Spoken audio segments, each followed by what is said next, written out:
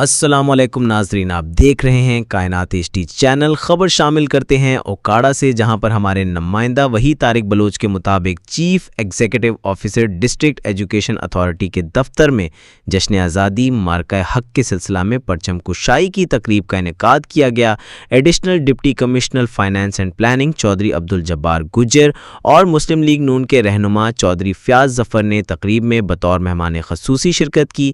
اس موقع پر CEO education محمد یوسف کہالوں سمیت محکمہ ایجوکیشن کے دیگر افسران، ہیڈ ماسٹرز اور اساتذہ کرام کی کثیر تعداد بھی موجود تھی۔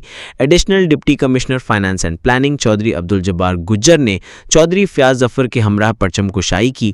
اس موقع پر additional deputy commissioner finance and planning Chaudhry Abdul Jabbar Gujjar نے کہا کہ جشن آزادی کی تقریبات کا سلسلہ تسلسل سے 14 اگست تک جاری رہے گا۔ اس کے ساتھ ساتھ پاکستان کے روایتی حریف بھارت کو آپریشن بنیان المرصوص مارکہ حق میں دھول چٹانے والی پاک افواج کی شجاعت کو خراج تحسین پیش کیا جائے گا۔ ہم زندہ قوم ہیں اور آزادی کے لیے ہر طرح کی قربانی دینے کے لیے تیار ہیں۔ اس موقع پر لیگی رہنما چودھری فیاض ظفر نے کہا کہ اس بار 14 اگست اس لیے بھی خصوصی اہمیت کا حامل ہے کیونکہ ہماری مسلح افواج نے بھارتی جنگی عزائم کو نیست و نابود کر دیا اور ہم اپنی آنے والی نسلوں کو بتانا چاہتے ہیں کہ آزادی کتنی اہم ہے۔